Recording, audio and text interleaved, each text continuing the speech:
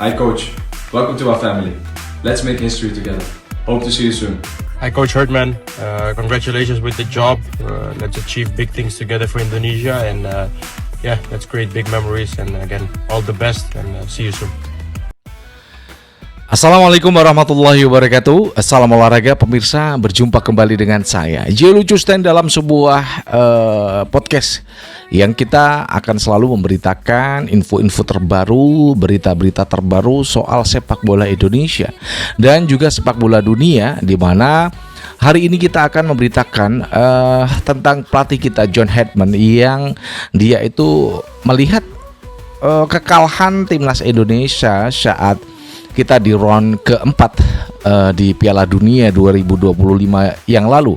Dan apa saja yang dia katakan ini penting ya, karena memang dari masa ke masa pelatih itu saya rasa ya, dengan datangnya pemain baru itu pasti akan langsung dimasukkan. Padahal kan nggak bisa begitu. Kalau kita lihat klub yang ada di Eropa, pemain baru seperti Ole Romani itu kan jarang bermain di Oxford United, padahal dia punya kualitas yang bagus. Namun di timnas Indonesia terjadi sebaliknya. Namun sebelum kita lanjutkan berita yang akan kita berikan kepada Anda semuanya ya, terbaru ini, berikan like dan subscribe pada channel ini ya, J. Lucusten, untuk mendukung kita menuju 100.000 subscribers. Terima kasih yang udah like dan subscribe.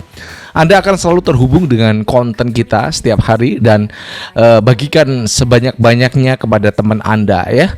Baik, jangan lupa untuk berikan kritikan dan saran buat saya J. Lucusten di bawah ini, di link kolom komentar di bawah ini, dan juga berikan kritikan pada PSSI dan juga Ketua Umum Erick Thohir. Baik, langsung akan kita bahas terkait dengan timnas Indonesia.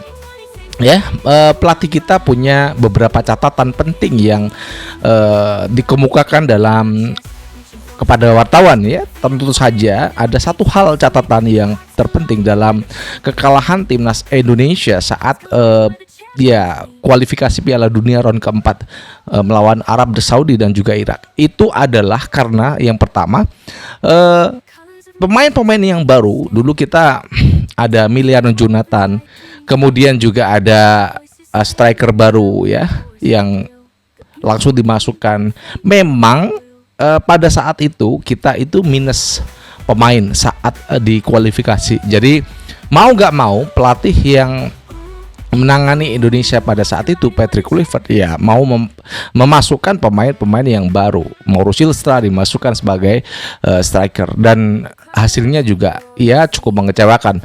Nah, terlepas dari apa yang sudah dikatakan pada kesempatan yang lalu seorang John Hedman, kekalahan timnas Indonesia itu cukup ya, itu bisa dianalisa dari memang ya, karena tidak adanya rasa apa ya, kalau kita berteman itu rasa berkawan ya, kemudian rasa percaya dengan teman-teman kita itu belum ada pada saat itu. Jadi kelemahan timnas Indonesia memang pada sektor itu. Jadi pemain-pemain baru yang ya baru masuk lah itu langsung dijadikan starting line up dan tidak bisa memberikan sentuhan-sentuhannya pada skuad timnas Indonesia, dan cukup menyakitkan memang pada waktu itu kita kalah 2 kali, baik itu dari Arab Saudi dan juga Irak.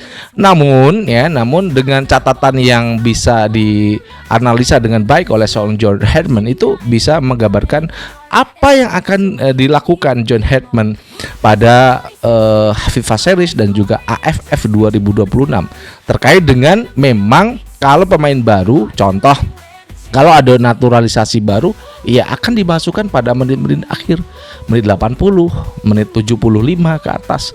Karena untuk ya adaptasi dengan permainan yang sudah ada ya. Jadi kalau pemain baru langsung starting line up itu juga merugikan secara, kalau dia penampilannya tidak bagus ya akan merugikan secara keseluruhan tim. Misal nih ya, kita punya striker baru ya, kemudian dipasang starting line up di menit awal, atau winger baru dipasang starting line up di menit awal, itu akan merugikan karena kebiasaan para pemain itu kan belum sadar, ini mainnya gimana ya, Tom Hee ini mainnya gimana ya, atau juga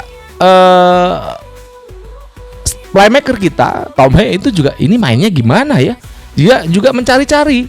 Sama-sama kalau dia udah terbiasa seperti Marcelino Ferdinand ya, dan Tom Hee itu udah kawin, atau Kelvin Verdon dengan Marcelino Ferdinand udah kawin.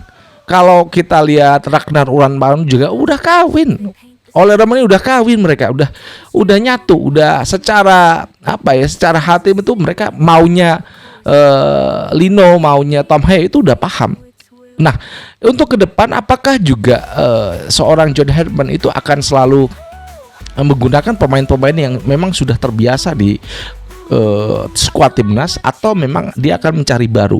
Ya, saya rasa memang pernyataan dari Bung Ropan itu juga masuk akal ya. Jadi pemain-pemain yang sudah terbiasa di timnas itu mending dimasukkan, karena memang kepercayaan diri mereka terhadap antar satu dengan yang lain itu sudah terbangun, sudah ada ya, sudah ada. Dan itu tidak perlu kita John Herdman ketika lu mainnya gini ya, playmaker lu mainnya gini ya, itu udah enak ya. Jadi mereka akan gini mainnya. Jadi ketika seorang pelatih menginginkan pemainnya, jadi memang pelatih di dunia ini itu kan keinginannya beda-beda ya. Apa yang diinginkan, apa yang dipikirkan kepada timnya saat mereka menghadapi pertandingan itu berbeda-beda. Contoh Michael Carrick yang saat ini menjadi pelatih interim Manchester United pada tadi malam mengalahkan Manchester City, itu enak. Dia keinginannya itu bisa dipahami, dan permainan juga luas MU saat mengalahkan City 2-0 ya. Itulah yang terjadi dengan pelatih-pelatih yang ada di dunia ini, baik itu John Herdman atau siapapun dia. Jadi pemain-pemain yang sudah bisa memahami apa yang diinginkan, filosofi permainan yang diinginkan oleh seorang John Herdman, yang dia menggunakan 3-4-2-1. Jadi penguasaan lini tengah itu cukup kuat. Jadi kita nggak bisa berharap serangan itu akan vakum pada satu titik tertentu. Jadi akan kalau 3-4-2-1 itu akan kaya serangan, baik itu sayap dari tengah ya. Penguasaan lini tengah itu menjadi tolak ukur di mana sebuah tim itu akan memenangkan pertandingan atau tidak. Jadi apa yang sudah saya katakan di sini ya, kita tidak pusing dengan berbagai macam formasi yang akan digunakan oleh pelatih kita ya. Baik itu John Herdman, kemudian mantan pelatih kita Patrick Kluivert, kemudian Sintayong dan juga Luis Milla dan Peter Wade ya. Mereka itu memang punya formasi pakem yang berbeda-beda. Cuman karena timnas Indonesia itu udah nyetel dengan 3-4-2-1, maka dipilihlah John Herdman itu untuk melatih timnas Indonesia, karena memang keterbiasaan kita punya tiga palang pintu di belakang. Itu ada Jay Itzes, kemudian ada Justin Hubner dan juga Rizky Ridho. Itu cukup kuat untuk dia menjadi palang pintu, tiga tembok utama yang akan mengawal pertahanan timnas Indonesia. Dan itu yang bisa kita katakan terkait dengan catatan yang yang dibocorkan kepada wartawan ya, saat John Herdman itu ditanyai wartawan, apa sih yang menyebabkan Indonesia itu gagal dalam berbagai event, dan taruhlah tahun ini ada FIFA Series dan juga AFF, itu ya kita punya suatu kekuatan. Yang pertama adalah pemain Liga 1 yang banyak yang ada di sini, baik juga pemain timnas dan juga pemain abroad ya. Ada Asnawi Mangku Alam, kemudian Shane Patinama, ada Sandy Walsh, kemudian ada Arhan Pertama, yang itu nanti bisa mengisi di skuad final, di mana itu AFF akan diselenggarakan pada bulan Juli, dan FIFA Series pada bulan Maret. Itu kita akan muncul skuad baru ya, dan kita tidak akan kehilangan pemain-pemain lama. Kita ada Ole Romani yang akan tentu saja menjadi algojo di depan ya, akan mencetak gol buat timnas Indonesia. Demikian yang bisa kita sampaikan tentang bagaimana catatan seorang John Herdman kepada timnas Indonesia. Kenapa kok kita bisa gagal pada kualifikasi Piala Dunia round keempat 2025. Mudah-mudahan Anda bisa merasakan ataupun memahami apa yang sudah kita sampaikan dan berikan kritikan dan saran pada channel ini ya di link kolom komentar.